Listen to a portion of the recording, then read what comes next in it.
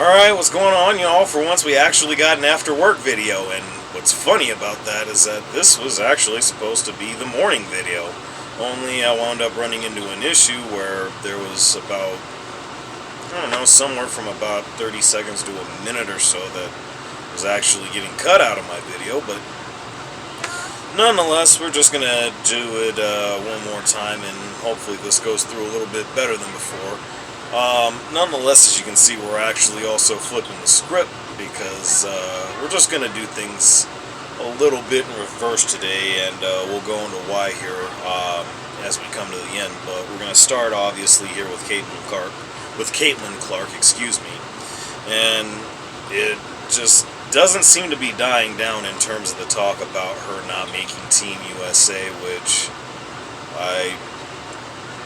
I don't even know why it needs to matter so much. And of course, you've heard people like Stephen A. and even Shannon Sharp, for that matter, talk about marketability, and that's the reason for her to be on the team. I've seen the roster. I'm good with the roster that's on there.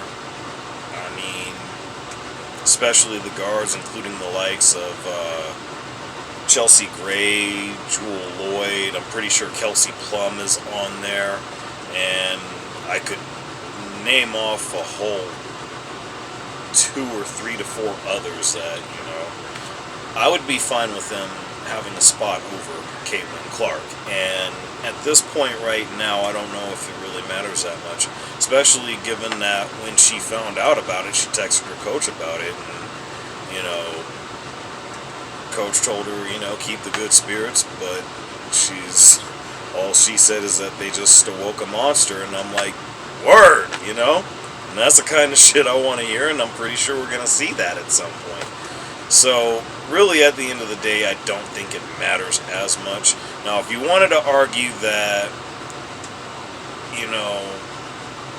it was a move to bring about dollars just because, that's what I'm sure every player in the WNBA would want, as I wouldn't blame them for that. Of course you want to be in it to make as much money as you possibly can on that. Why wouldn't you? That being said, I don't know a scenario where I see Caitlin Clark being on Team USA that actually changes that so significantly, just with her being on the team. And if she wasn't able to do the tryouts or whatever it was, I forget how that went, but either way, it was something that she couldn't be a part of simply for the fact that she was trying to win the national championship. 2 years in a row, by the way. If that's the case, then what does it really matter? She probably doesn't need to be on the team like that, and additionally, I would also say that I just can't see a scenario where she moves the needle that much. And if it's a thing to where, the expectation is she wouldn't get a whole lot of playing time, being that she doesn't have a lot of time with a lot of the players on the team as it is, you just don't need to do it. You just don't need to do it. It's not that important. But nonetheless, we're just going to move things along here. And we got the game actually getting ready to start here very shortly, so maybe I'm getting this off at the right time, hopefully. I don't know. It used to not work out so well because I didn't have everything that I have to work with now. But anyway, yeah, of course I wanted to talk about the Celtics and Mavericks, of course, and specifically about the coaches. Now, earlier, like I said, I had done this and tried to get this recorded. I've been of the mindset that Joe Mazzulla is actually out-coaching Jason Kidd right now. I don't see it any other way, and there are a variety of reasons I believe that. But before I go into that, I do want to acknowledge the fact that, yes, the injury to Kristaps Porzingis is certainly significant. However, I don't see a scenario where it's going to matter that much. Because what's going to wind up happening, and this is one of the reasons why I feel like Jason Kidd is being out-coached, he's maximizing what he's getting out of everybody else one way or another. Porzingis is really the glorified cherry on top, and a damn good one at that, don't get me wrong.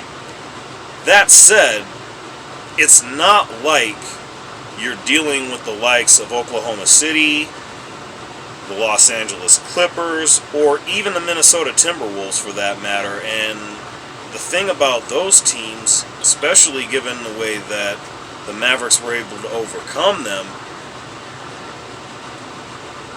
they're not built the way the Celtics are. And that's even without Porzingis. Now, I'm not going to try to dismiss Porzingis as being important in any way. That's not something I would do. That's stupid, okay? All I'm saying is that with everything else that you're getting already, first off, from Brown and Tatum, and the funny part about it is that neither of them are really shooting all that well, yet they're still managing to put in enough to where they're still that much further ahead than what Dallas has been thus far these first two games. And additionally to that, my other thought on that, where this coaching matchup is concerned, where's Tim Hardaway Jr. been? We saw a little bit of Dante Exum, but I kind of feel like we should have been seeing a bit more than that.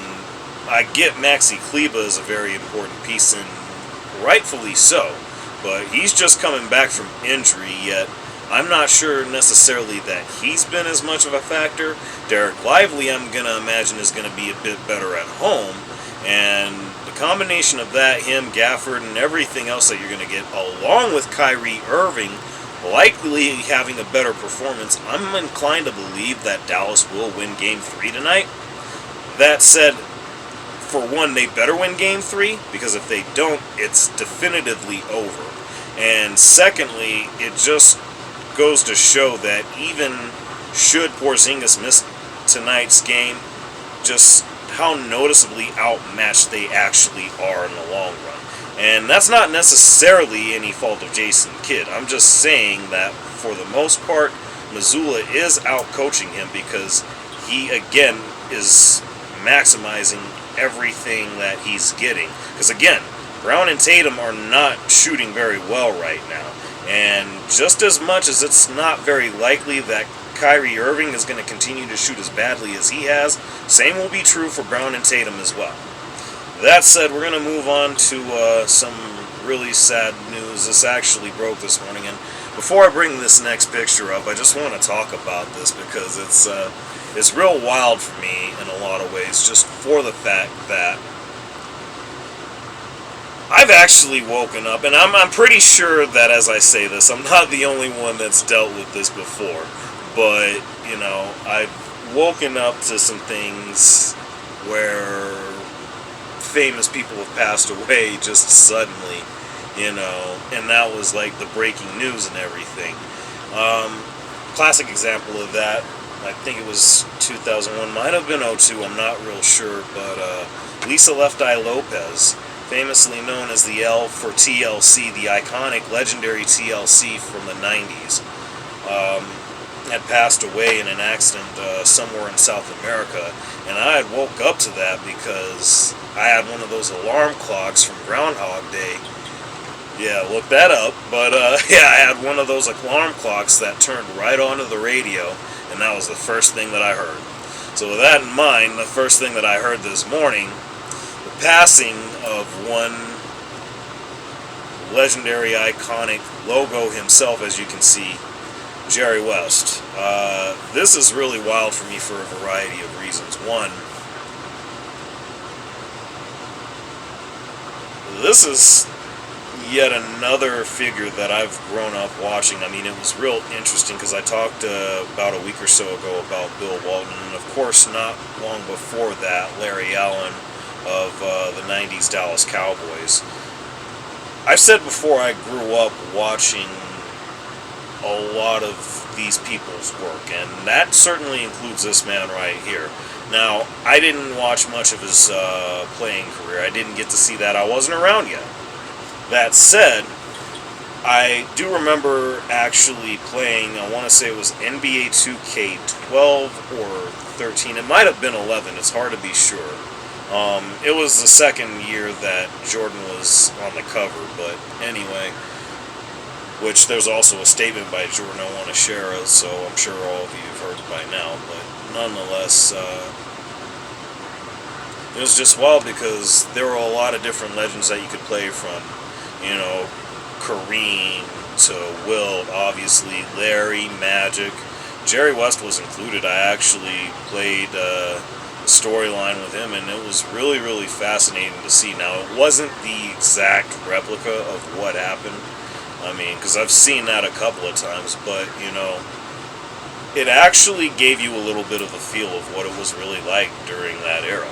And it was something special to behold. 3-time Hall of Famer, and you know, not only just as a player, went on to be the GM that put together Shaq and Kobe, and of course retired from that, only to go on to the Memphis Grizzlies, get them to be one of the more established teams in the Western Conference over the years, and more recently being an advisor for the Golden State Warriors. And I don't think I need to remind you all of that story, but all the same, you know, I just feel as if it's just appropriate to say that we definitely lost a very, very special one, because, I mean, the man covered an awful lot of ground, and there's just not enough that could be said about it. Again, it's the logo, man. Jerry West, gone at 86. Condolences to his family and all loved ones, and thank you for everything, Jerry. Rest in peace, legend.